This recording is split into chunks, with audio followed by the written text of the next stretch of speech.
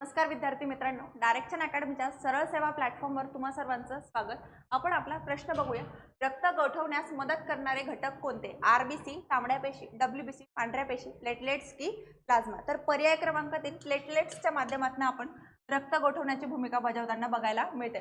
त्याचबरोबर जर बघायला गेलं आरबीसी जे आहेत, तांबड्या पेशी जे आहेत त्या आपल्याला जवळपास 120 दिवस आपल्याला रक्तामध्ये राहताना बघायला मिळतात. तसंच डब्ल्यूबीसी जर बघायला गेलं तर आपल्याला 3 ते 10 दिवस आपल्याला ते अस्तित्वात असलेले बघायला मिळतात. तसंच ज्या डब्ल्यूबीसी जे आहेत का त्या आपल्याला रोगप्रतिकार शक्ती वाढवण्यासाठी महत्त्वपूर्ण ठरतात.